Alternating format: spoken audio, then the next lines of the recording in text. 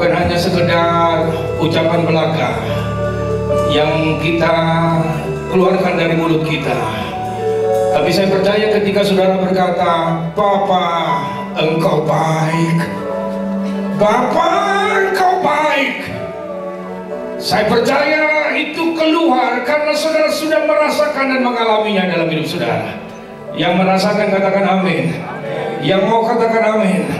Saya mau katakan buat kita betapa dia adalah pribadi yang sungguh sangat amat baik, saudara-saudara. Berulang-ulang saya sampaikan kepada kita, kalau saudara bisa ada sebagaimana kita ada saat ini, itu bukan satu kebetulan. Sepanjang tahun 2015 sepertinya baru kemarin, saudara-saudara. Saya masih ingat banget apa yang saya sampaikan tanggal 4 Januari 2015. Tapi ternyata tiba-tiba ketika sudah 1 tahun loh, saudara-saudara. Dan itu bukan terjadi dengan sendirinya. Itu karena anugerah Tuhan buat saudara dan saya. Yang bersyukur katakan amin. Yang bersyukur katakan amin. Berkali-kali saya sampaikan, kalau saudara dan saya kita bandingkan dengan negara-negara yang sedang dalam konflik sampai hari ini, saya mau katakan buat kita, tidak bisa tidak, saudara dan saya kita harus bersyukur kepada Tuhan karena anugerahnya yang luar biasa buat kita. Yuk naikkan pujian ini sekali lagi. Sebentar saya kasih kesempatan saudara untuk bersyukur kepada Tuhan, menyembah Tuhan, berterima kasih kepada Dia. Katakan, Bapa engkau baik, Bapa engkau baik. Haleluya. Bapa engkau baik.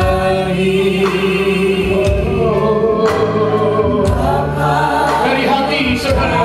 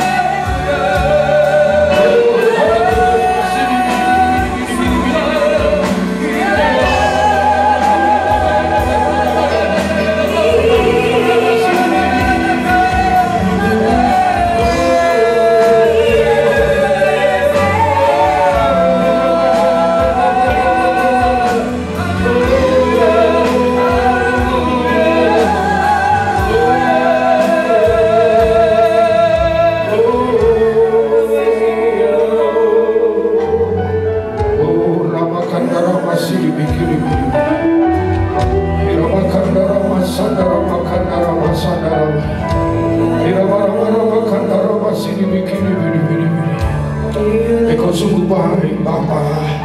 Engkau sungguh baik. Kau selalu baik kepadaku. Kau selalu baik kepadaku Bapa. Aku cinta Kau Bapa. Aku cinta Kau. Aku cinta. Aku mengasihimu Bapa.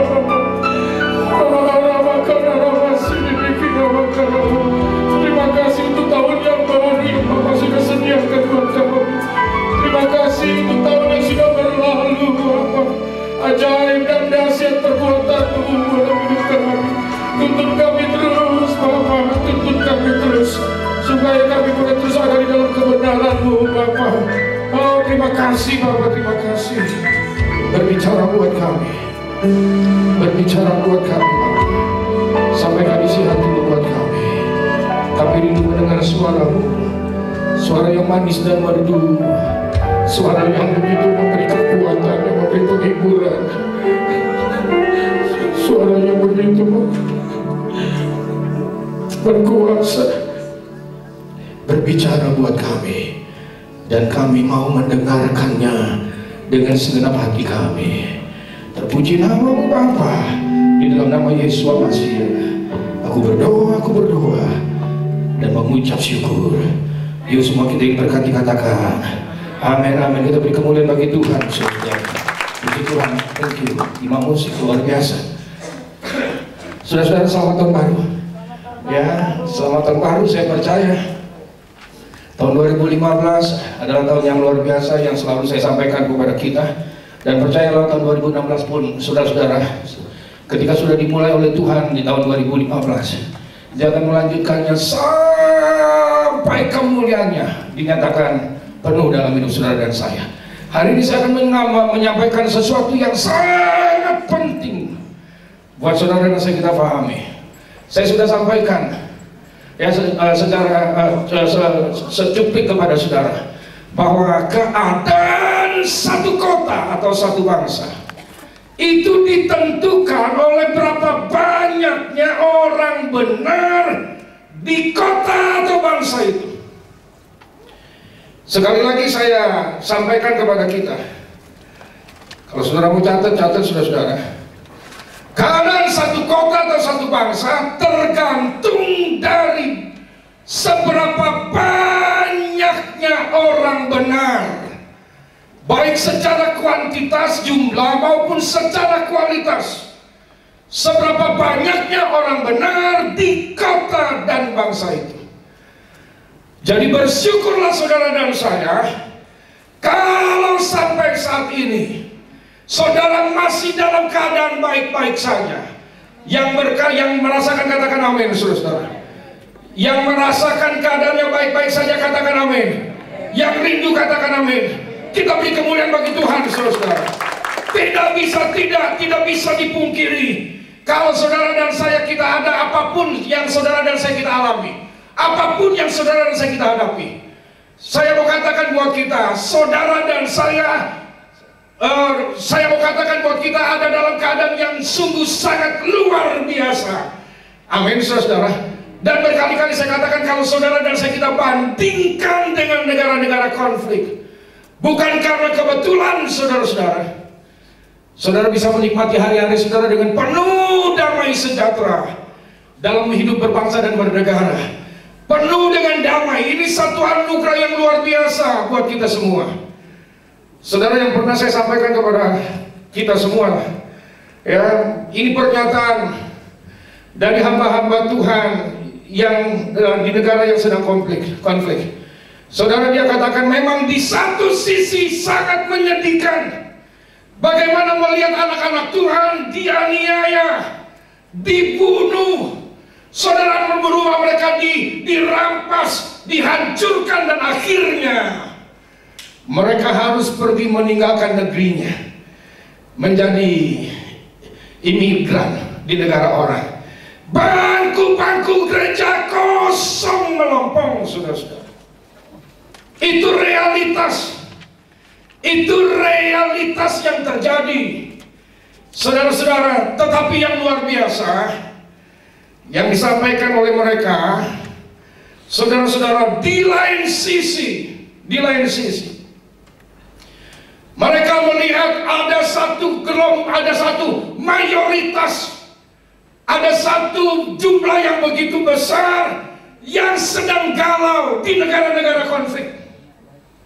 Mereka syok dengan melihat apa yang terjadi. Saudara-saudara, dan akhirnya membuat mereka ingin tahu kebenaran. Mereka mencari kebenaran.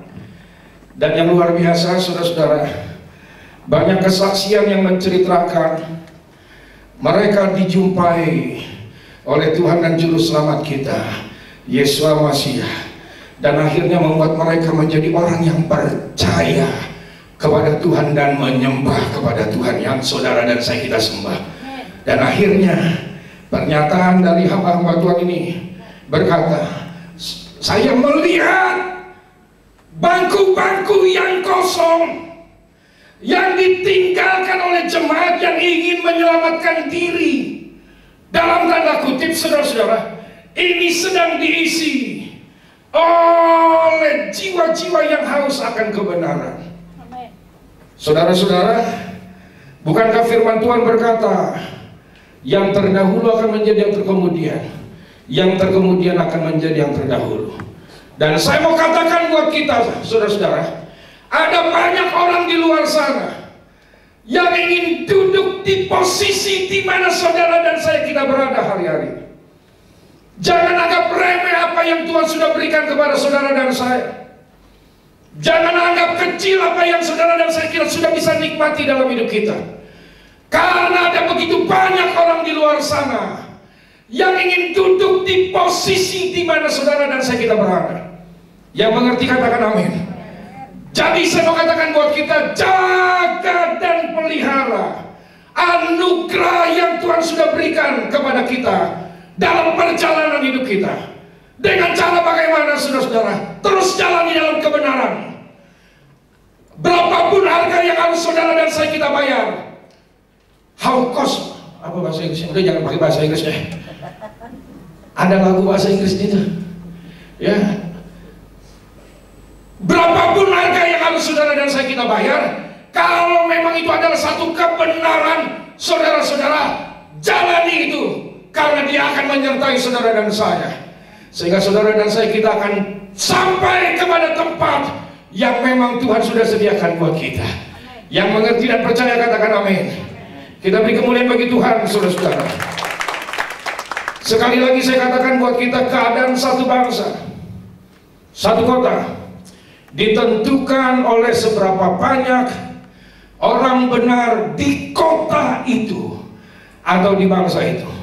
Nanti kita akan buktikan di dalam kebenaran firman, ya, supaya saudara yakin bahwa itu bukan statement yang keluar dari mulut saya, tapi sungguh-sungguh sesuatu yang Tuhan catat, yang Tuhan tulis dalam Alkitab. Namun sebelum itu saya akan ajak kita melihat satu firman Tuhan, saudara, di Injil Lukas pasal yang ke-19.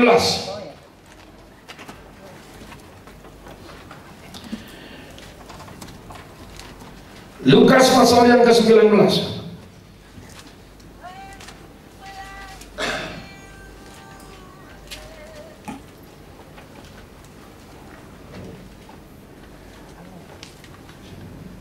Ayat 41.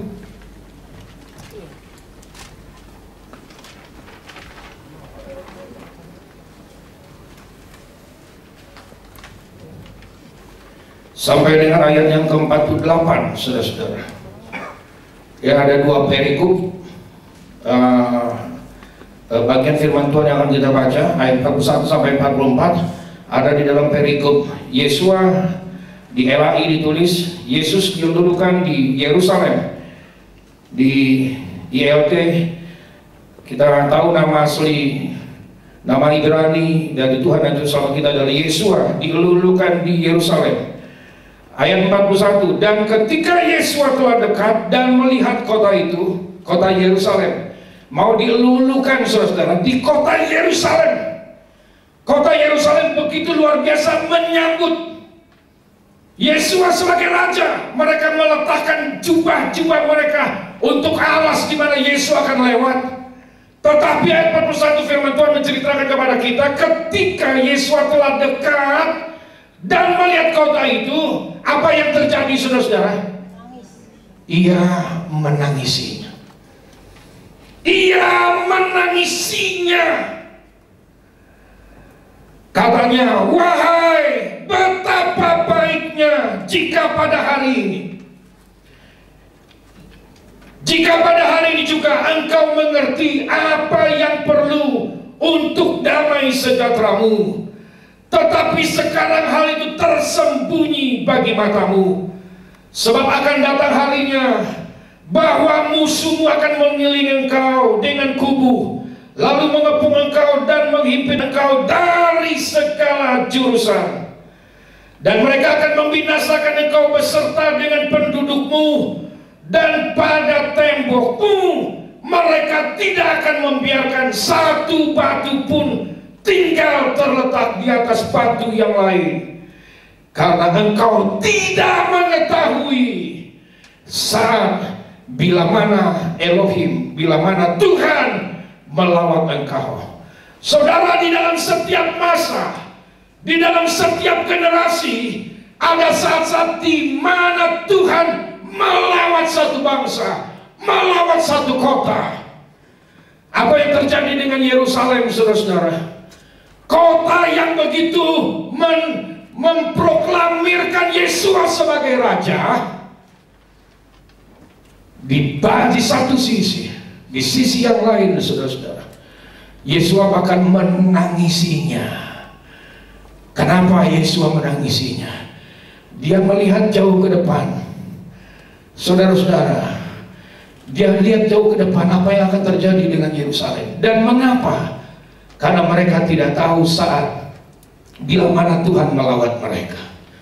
Saya mau katakan buat kita, bangsa Indonesia, jemaat GPI Horizon di tempat ini, saya mau katakan buat kita, hari-hari ini adalah hari-hari di mana Tuhan sedang melawat saudara dan saya. Camkan itu baik-baik dan taruh itu dalam hati saudara.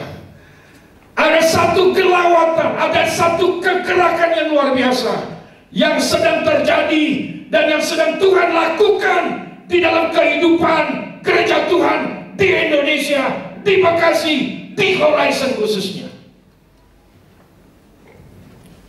Biarlah kita menjadi umat yang bijak, saudara-saudara, yang melihat, mengerti, memahami, merasakan saat bila mana Tuhan melawat kita.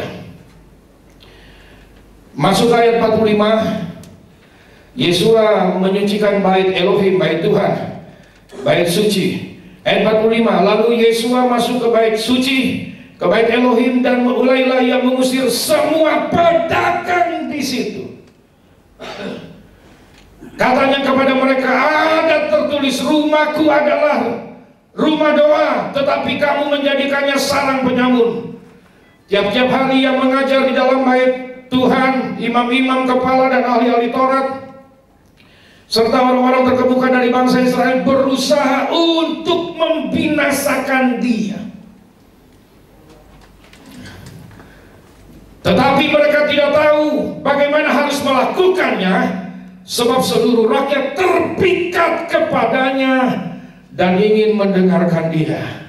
Saudara-saudara, di perikop yang kedua, ya, kenapa sampai akhirnya Yerusalem menjadi reruntuhan, saudara-saudara.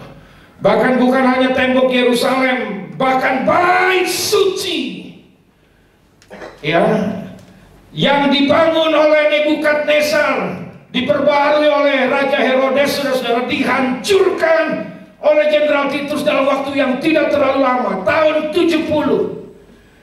Jadi kurang lebih 40 tahun kemudian, saudara, apa yang disampaikan oleh Yesua itu menjadi kenyataan dan tergenapi.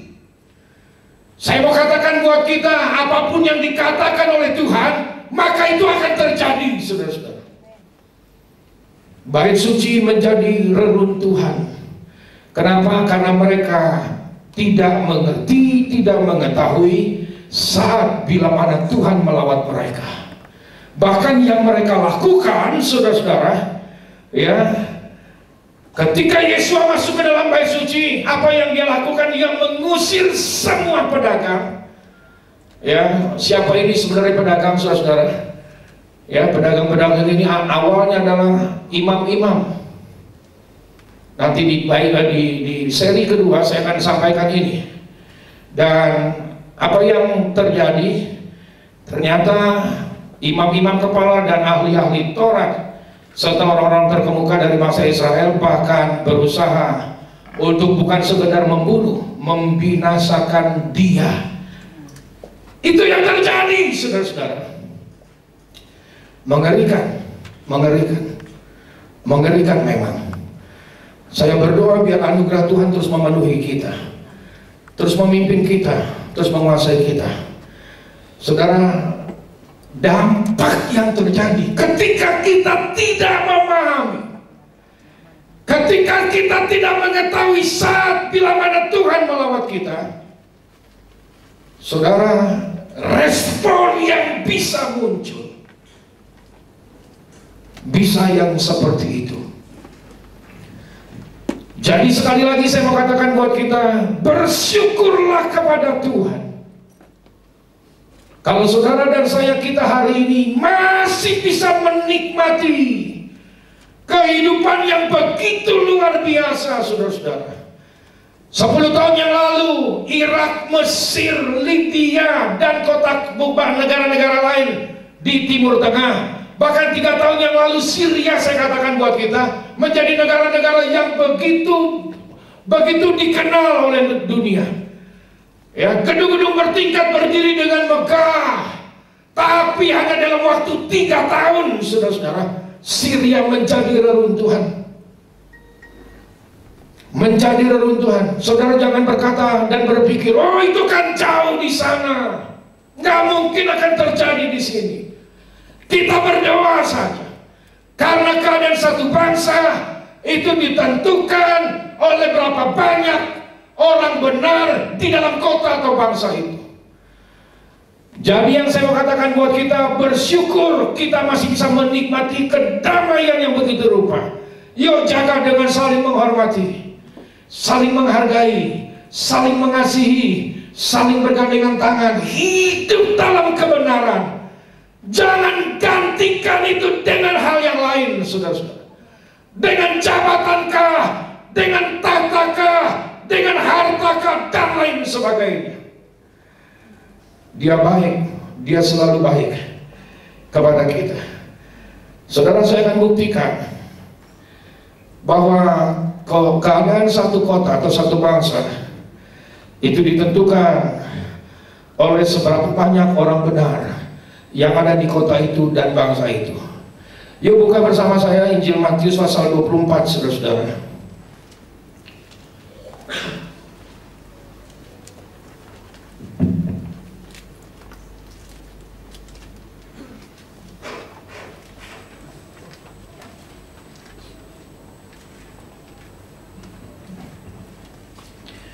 Matius pasal 24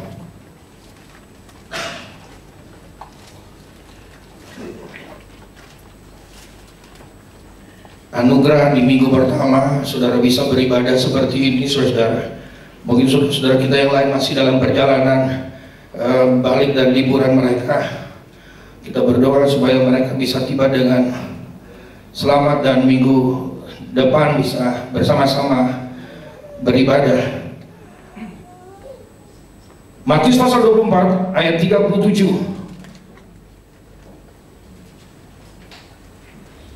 sampai dengan ayat yang ke-39. Ya, satu kisah yang sudah seringkali kita dengar. Nasihat supaya berjaga-jaga. Ayat 37, sebab sebagaimana halnya pada zaman Nuh. Nuh ini ada di dalam perjanjian lama, bahkan lama sekali, saudara-saudara. Ya. Jadi di sini dikatakan, demikian pula halnya kelak pada kedatangan Anak Manusia. Saudara, saya sempat sampaikan kepada saudara, kalau saudara dan saya mau mengerti keadaan akhir zaman, saat-saat menjelang kedatangan Tuhan yang kedua kali, saudara nggak akan pernah bisa mengerti apa yang bisa saudara dan saya kita pelajari. Ya, mengerti bagaimana akhir zaman, mengerti tentang akhir zaman, kalau saudara dan saya kita tidak belajar dari kisah-kisah di Perjanjian Lama, khususnya kisah Nuh. Karena dengan tegas Yesus berkata, sebab sebagaimana halnya pada zaman Nuh, demikian pula halnya kelak pada kedatangan Anak Manusia. Yang banyak menjadi sorotan hamba Tuhan dan banyak orang Kristen tentang apa yang terjadi pada zaman Nuh cuma sekedar dalam hal seperti yang disampaikan di ayat ini, saudara-saudara.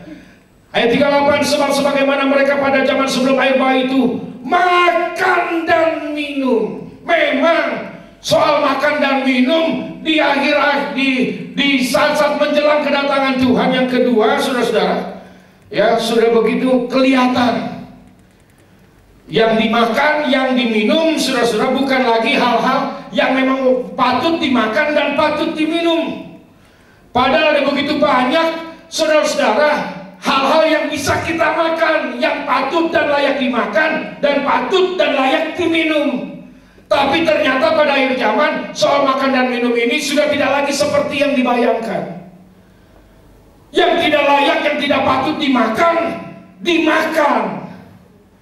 Kalau saudara nonton TV kuliner ekstrim, waduh, yang dimakan saudara-saudara yang nggak pernah kita tahu, ya, dimakan, dicari dan sebagainya.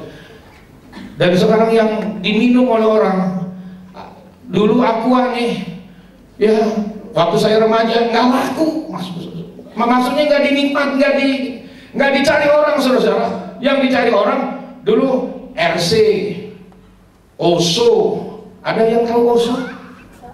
Minuman Oso, ya krim soda, Sarparilla, terus tiba-tiba pokoknya minuman-minuman yang luar biasa waktu itu, saudara-saudara. Green Spot, ada Green Spot, masih ingat pernah minum Green Spot? Nah, enak kan saudara. Nah, tiba-tiba muncul teh botol pertama, teh botol. Orang pikir, gue setiap hari bisa minum teh botol. Tapi yang namanya Green Spot mungkin sebulan sekali, ya. Oso mungkin sebulan sekali, saudara-saudara. Tapi teh manis tiap hari gue bisa minum. Tapi ternyata ketika keluar teh botol, waduh, favorit, saudara-saudara. Apapun makanannya,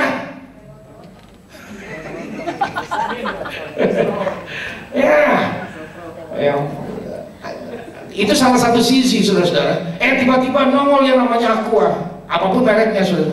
Kita diselidikkan air putih. Tiap hari gue minum air putih. Tapi sekarang, saudara, orang lebih memilih minum air putih daripada minum-minuman yang dulu kayaknya luar biasa buat kita. Tetapi ternyata, saudara-saudara, ketika sudah begitu banyak makanan yang layak dan patut diminum, makanan yang layak diminum, makanan yang layak dimakan, saudara-saudara, dan minuman yang layak dan patut diminum, ternyata sudah berkali-kali, saudara-saudara, ada berita-berita 5 orang tewas karena minum Coca-Cola? Bukan. Karena minum teh botol? Bukan, saudara-saudara. Nggak puas dengan minum teh botol atau minum Coca-Cola. Minum minuman yang dirakit sendiri, dioplos. Ada bensin, ada obat nyamuk, saudara-saudara. Yang dicari orang ternyata yang seperti itu. Saudara bisa bayangkan nggak? Sudah ada berita bahwa yang minum minuman oplosan-oplosan begitu, game, saudara-saudara, ya, innalillahi wa inna ilaihi rajiun, jiun, saudara-saudara. Tapi saya heran nggak ada kapok-kapoknya. Saya heran kok nggak pernah mau belajar dari pengalaman, dari apa yang terjadi. Saya ngeri, saudara-saudara. Saya berdoa biarlah kita menjadi pribadi yang ketika dikasih tahu, oh ternyata itu. Satu saat ketika selesai kebaktian dari sini, saudara-saudara, saya dikasih Coca-Cola oleh siapa ya? oleh Ibu Nova kalau nggak salah tuh. Jangan keluar ya. Ya, merasa mau di sewa Coca-Cola, turun saudara. Sampai di bawah Daniel Ginting, oh masih minum Coca-Cola. Waduh, ini jangan direkam ya. Ini internal aja, ntar saya bisa dilaporin ke pabrik Coca-Cola. Lalu baik, terima, tangkap, ya, olah, renungkan, gitu loh saudara-saudara. Nah itu.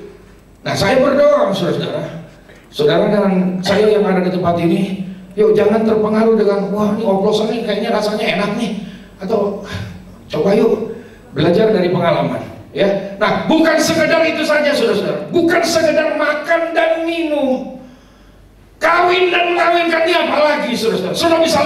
Saudara bisa lihat ya tentang kawin dan mengawinkan. Satu laki istrinya 10, itu mah udah nggak keren lagi. Saya berdoa dan tidak akan pernah ada di tempat ini. Amin saudara. Sampai ada award, poligami award saudara-saudara. Ya, belum muncul sih. Lawannya poligami apa? Poliandri. Waduh, ngeri saudara. Kasihan wanita memang. Jadi korban terus. Tapi semuanya itu bertentangan dengan firman Tuhan. Tapi yang muncul itu. Dan sekarang saudara lebih ekstrim lagi. Ya, sekalipun memang sudah ada sejak zaman Nuh, ya, kawin sejenis dan lain sebagainya.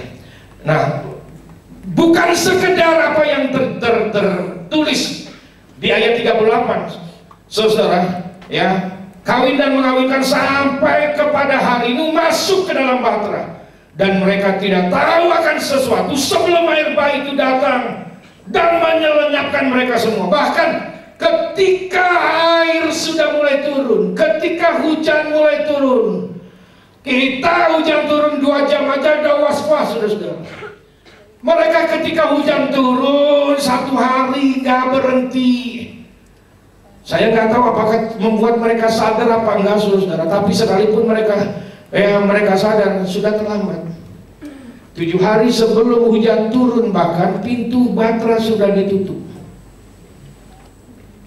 Camkan ini saudara, sebelum apa yang disampaikan itu terjadi, pintu anugerah sudah tertutup saudara.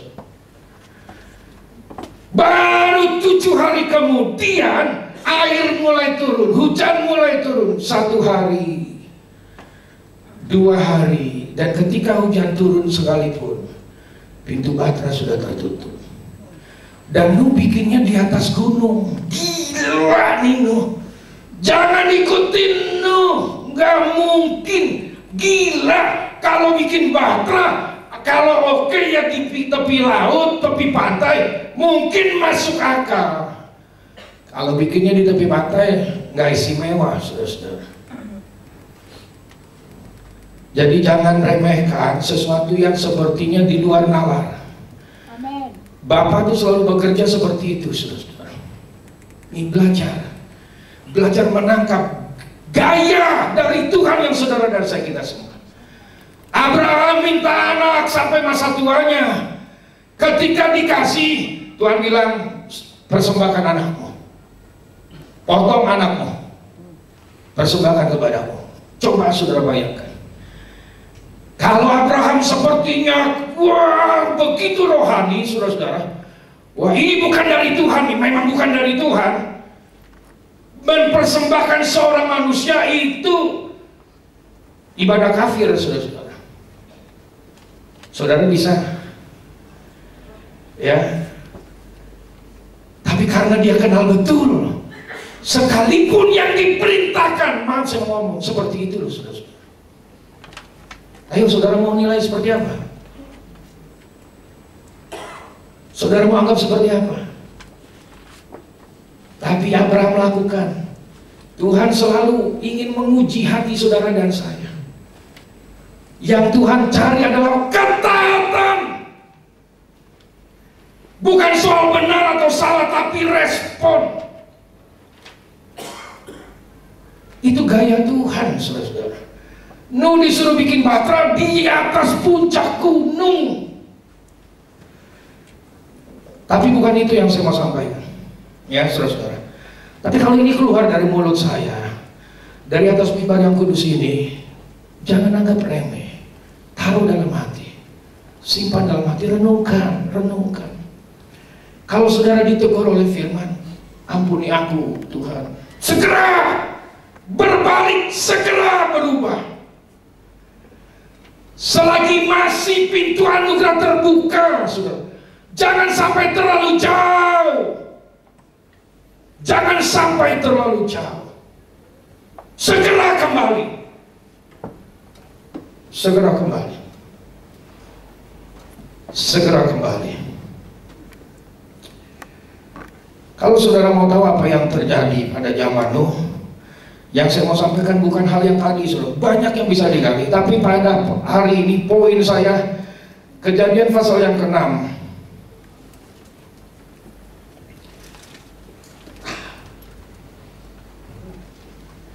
Ayat 9 sampai dengan ayat yang ke-13. Inilah riwayat Nuh. Nuh adalah seorang yang benar dan tidak bercela di antara orang-orang sezamannya. Dan Nuh itu hidup bergaul dengan Tuhan. Nuh memperanakan 3 orang laki-laki, Sem, Ham, dan Yafet. Adapun bumi ini telah rusak di hadapan Tuhan dan penuh dengan kekerasan. Tuhan menilik bumi itu dan sungguhlah rusak banget. Rusak benar. Sebab semua manusia menjalankan hidup yang rusak di bumi. Ayat 13 perhatikan.